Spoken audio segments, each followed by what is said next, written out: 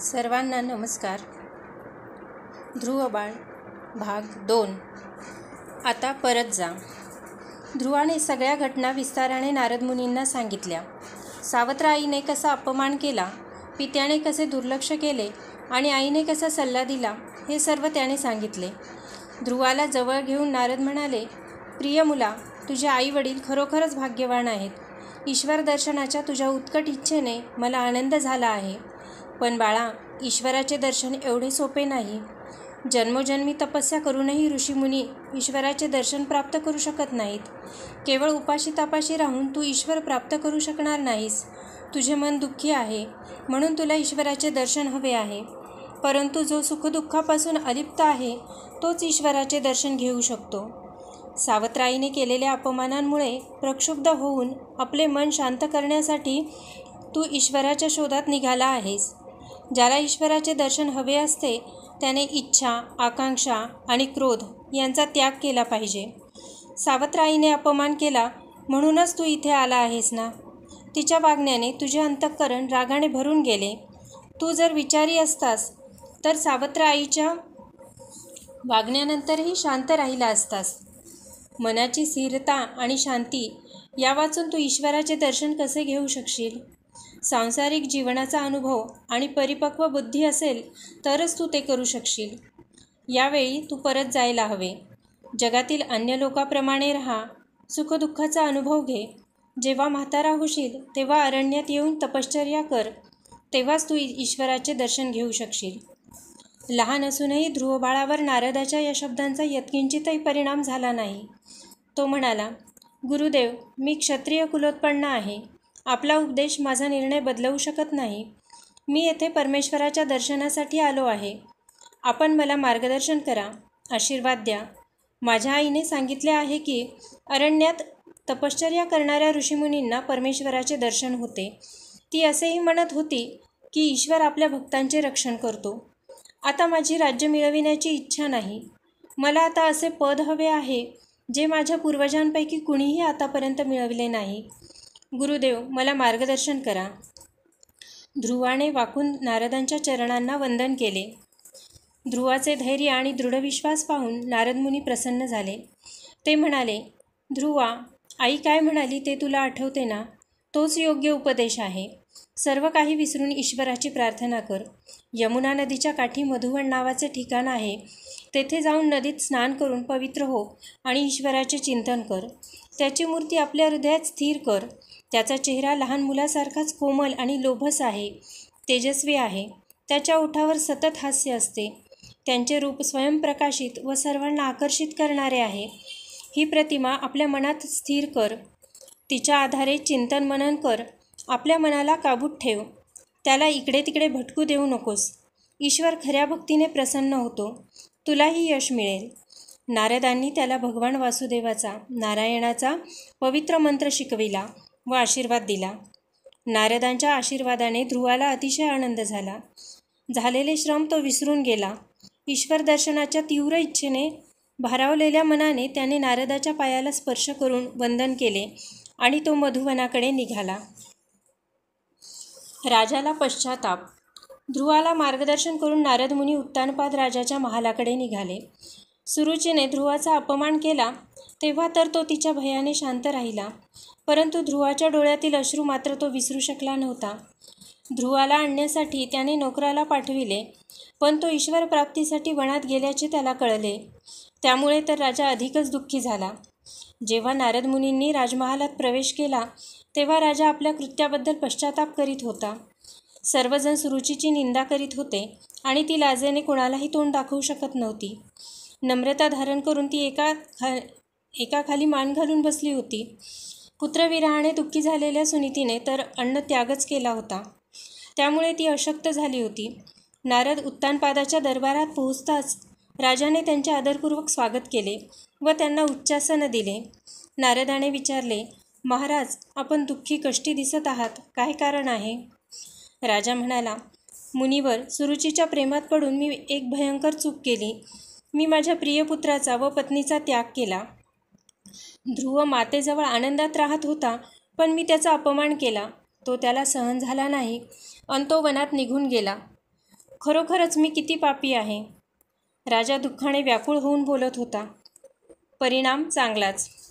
राजाला धीर देत नारद मुनी म्हणाले, राजन, आपला ध्रुव बाळ हा इतर मुलांपेक्षा अगदी निराळा आहे. स्वतः ईश्वर त्याचे रक्षण करीत आहे. स्थिरचित्त होऊन ईश्वर भक्तीच्या साह्याने ध्रुव असे स्थान प्राप्त करणार आहे की जे आतापर्यंत कुणीही प्राप्त करू शकला नाही. धीर धरा. मुनीवर, मी कोणताही विचार न करता धुंदीत येऊन अनेक पापे केली. मला क्षमा करा. असे म्हणून पश्चातापदग्ध उत्तानपाद राजाने नारद मुनीच्या पायावर लोळण घेतली. राजन, तुम्ही चूक केली असली तरी तिचा परिणाम मात्र चांगलाच होणार आहे. सुनीतीला महालात आणा आणि तिच्याशी आदराने वागा.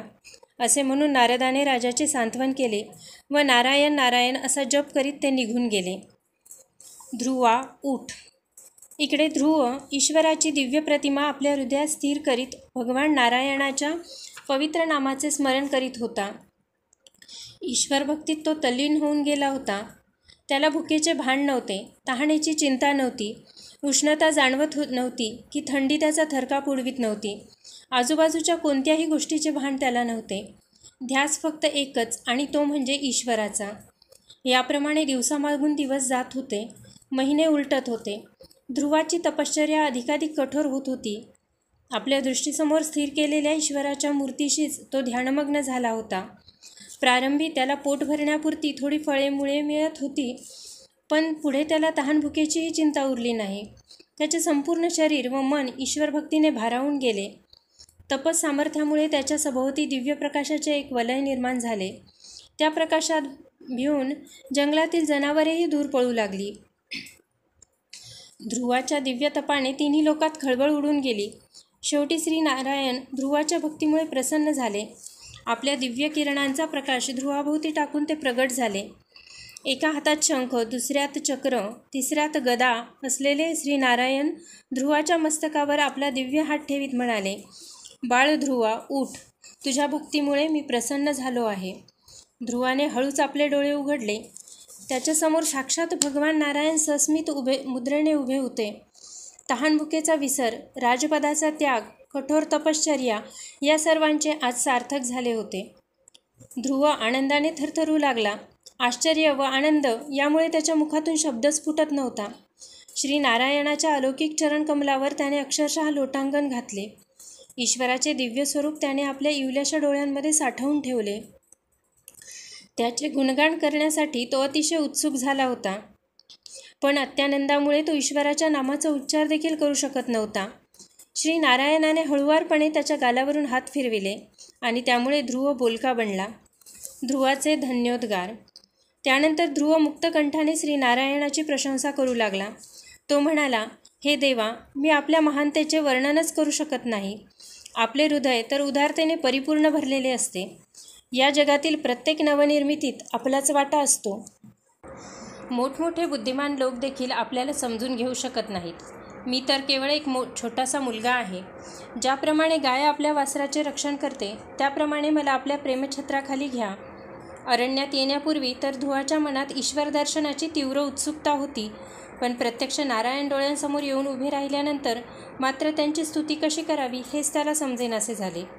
साधेपणाने तो म्हणाला, देवा, आपले दर्शन मिळावे म्हणून तर मी तपश्चर्या केली, पण आपले दर्शन झाल्यानंतर मला आता समजत नाही की आपली पूजा मी कोणत्या रीतीने करू. आपण भक्तांमध्ये मला सर्वोच्च स्थान द्या, एवढीच माझी विनंती आहे. याशिवाय मला दुसरे काहीही नको. ध्रुवाचे हे शब्द ऐकून श्री नारायण अतिशय आनंदित झाले. त्याला पुन्हा एकदा जवळ घेऊन ते म्हणाले, बाळा, तुझ्या सर्व इच्छा पूर्ण होतील. आता आपल्या राज्यात परत फिर.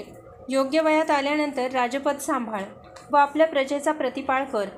प्रत्येक व्यक्तीच्या ठायी आपणच आहोत असे समजून तिचा आदर कर. त्यांच्या सुखदुःखात सहभागी होऊन त्यांच्या आकांक्षांची पूर्तता कर. धर्माचे पालन करीत राज्य कर.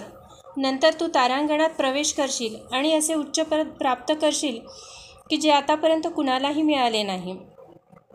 बाळाला असा आशीर्वाद देऊन श्री नारायण अदृश्य झाले.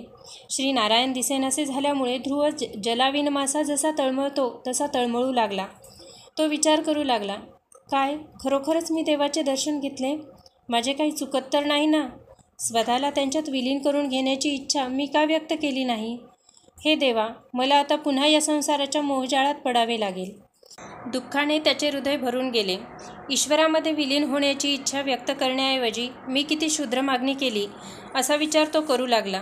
विचार करता करता पुन्हा एकाग्र चिंताने तो चिंतन करू लागला. अरे, देवानेच तर आपल्याला राज्यात जाऊन राज्य करण्याची आज्ञा दिली ना. त्याच्या मनात वेगवेगळे तर्कवितर्क येऊ लागले. आता आईच्या दर्शनाची इच्छा त्याच्या मनात उत्पन्न झाली. ईश्वराची आज्ञा शिरसावंद्य मानून तो आपल्या मातेकडे निघाला. आईची आठवण होताच ती विरहाने किती व्याकुळ झाली असेल याची कल्पना त्याला आली. पण पुन्हा ईश्वर दर्शनाच्या आठवणीने त्याच्या शरीरात शक्ती, आनंद व उत्साह यांचा संचार झाला. राज्यात पुनरागमन. ध्रुवाने आपली प्रतिज्ञा पूर्ण केली आहे आणि तो राज्यात परत येत आहे असे उत्तानपाद राजाला कळताच तो त्याची उत्सुकतेने वाट पाहू लागला. आपले मंत्री, राज्यातील प्रतिष्ठित नागरिक यांना घेऊन मंगलवाद्यांनी ध्रुवाचे स्वागत करण्यासाठी तो सामोरा निघाला. ध्रुवाला पाहताच त्याने त्याला प्रेमभराने आलिंगन दिले. तेव्हा ध्रुवाने अत्यंत आदराने आपली सावत्र आई सुरुची हिचे पाय धरले. तिनेही त्याला उचलून आशीर्वाद दिला. सुनीतीच्या आनंदाला तर पारावार उरला नाही. दुःखानंतरच्या आनंदाच्या अतिरेकाने तिची वाणीच मूक झाली. तिने ध्रुवाला प्रेमभराने गाढ आलिंगन दिले. त्यानंतर उत्तानपाद राजाच्या आज्ञेनुसार ध्रुवाची सुशोभित हत्तीवरून मिरवणूक काढण्यात आली. त्याच्या दर्शनासाठी उत्सुक असलेल्या नागरिकांनी संपूर्ण शहर फुलांनी सुशोभित करून टाकले. प्रत्येक घरावर दीपमाला उजळल्या. रस्ते प्रकाशित झाले. महिला हातात पंचारत्या व फुले घेऊन स्वागतासाठी दुतर्फा उभ्या राहिल्या. सर्व नागरिकांकडून सन्मान व आदर यांचा स्वीकार करीत ध्रुवाने नगरात प्रवेश केला. राजा ध्रुव. नंतर उत्तानपाद राजाने ध्रुवाला उच्च शिक्षण दिले. ध्रुवानेही सर्व कलांचे अध्ययन करून त्यात निपुणता प्राप्त केली. राजा जेव्हा म्हातारा झाला तेव्हा त्याने ध्रुवाला राज्याभिषेक केला. त्याच्या इच्छेनुसारच ध्रुवाने प्रजापती हिमसुमार याची कन्या ब्राह्मी व वायुकन्या इला यांच्याशी विवाह केला. राज्याभिषेकानंतर उत्तानपाद राजा अरण्यात तपश्चर्या करण्यासाठी गेला. ध्रुवाने मनपूर्वक कारभार सुरू केला. सुरुचीचा मुलगा उत्तम हा ध्रुवाचा अनुयायी बनला. यक्षनगरीचा विनाश. एके दिवशी ध्रुवाचा भाऊ उत्तम हा शिकार करण्यासाठी अरण्यात निघाला. शिकारीसाठी फिरत असताना त्याला एका यक्षाने ठार केले. तो परत न आल्याने त्याची आई सुरुची त्याच्या शोधात निघाली. यक्षाने अरण्याला आग लावून ठेवली होती. त्या ज्वाळांमध्ये सुरुची अडकली. आपली आई व भाऊ यांना यक्षाने ठार केल्याचे ऐकून ध्रुवाला अतिशय दुःख झाले. त्याला यक्षाचा खूप राग आला. यक्षाशी लढण्याची त्याने तयारी चालवली. अलकापुरी नावाचे त्यांचे शहरही ध्रुवाने जिंकून घेतले. यक्षांना स्वर्गातून बाहेर पडण्यास त्याने भाग पाडले. ध्रुवाने यक्षावर बाण सोडले, पण ते वेगवान वादळ आल्यानंतर पाने जशी उडून जातात तसे ते उडून जात होते. आता यक्षांनी आपल्या चमत्कारांचा प्रभाव दाखविणे सुरू केले. त्यांनी चोहीकडे अंधार निर्माण केला. भयंकर वादळ उठविले. साप आणि सिंह ध्रुवाचा पाठलाग करू लागले. इतक्यात ध्रुवाने श्री नारायणाच्या मंत्रांचा उच्चार करून बाण सोडला. त्यामुळे यक्ष यांच्या पत्नी व मुले बाळे मारली गेली. अलकापुरी स्मशानवत झाली. मनूचा उपदेश. ध्रुव हा मनूचाच वंशज होता. त्याचे आजोबा मनू यांनी जेव्हा यक्षांचा संहार पाहिला तेव्हा त्यांचे अंतःकरण द्रवले. ऋषीमुनींना घेऊन ते ध्रुवाकडे आले. त्यांनी ध्रुवाला सन्मार्गावर चालण्याचा उपदेश केला. ध्रुव आपल्या आजोबांच्या चरणी नतमस्तक झाला. स्वयंभू मनू म्हणाला, ध्रुवा, तू निष्पाप यक्षांना विनाकारण मारत आहेस. कुणा एका यक्षाच्या कृत्याबद्दल सर्व यक्षांना शिक्षा देणे अनुचित आहे. तू असे रागवायला नको. तू तर मोठा शहाणा आहेस. मग हे पातक तू का करीत आहेस? ईश्वर भक्त कधी असे रागात येऊन भयंकर कृत्य करीत नसतात. तुझे अंतःकरण पवित्र आहे. शिवाय प्रत्यक्ष ईश्वराचे दर्शन तुला झालेले आहे. असे दुष्कृत्य तुझ्याकडून अपेक्षित नाही. दुष्कृत्य असणाऱ्या माणसांनाही तू धैर्याने तोंड दिले पाहिजेस. तू अस्त्रशस्त्रधाऱ्यांशी धैर्याने, दीनदुबळ्यांशी दयेने, सर्व प्राणीमात्रांशी ममत्वाने व्यवहार केला पाहिजे. तू यक्षांना मारून कुबेराच्या भावना दुखविल्या आहेस. यक्ष हे तर कुबेराचे अनुयायी आहेत. आता त्याच्याकडे जाऊन क्षमा याचना कर व त्याचा आशीर्वाद माग. आजोबांच्या उपदेशामुळे ध्रुव शांत झाला. त्याने युद्ध बंद केले. युद्धबंदीच्या वार्तेने कुबेरही आनंदित झाला. आपल्या ज्येष्ठ सहकाऱ्यांना घेऊन तो स्वतः ध्रुवाला भेटायला आला. ध्रुवाने कुबेराच्या चरणांना स्पर्श केला व त्याचा आशीर्वाद मागितला. ध्रुवाच्या विनम्र स्वभावामुळे कुबेर अतिशय प्रभावित झाला. तो म्हणाला, ध्रुवा, मी तुझ्या गुणांवर प्रसन्न आहे. तू यक्षांचा संहार केलास म्हणून मला तुझा राग आलेला नाही. आपल्या आजोबांचे म्हणणे ऐकून व आपला राग शांत करून तू युद्ध थांबविले म्हणून मला अत्यानंद झाला आहे. या जन्मात जन्मलेल्या प्रत्येकाला एके दिवशी मरावेच लागते. तेव्हा आपली सावत्र आई व भाऊ यांच्या मृत्यूचा शोक करू नकोस.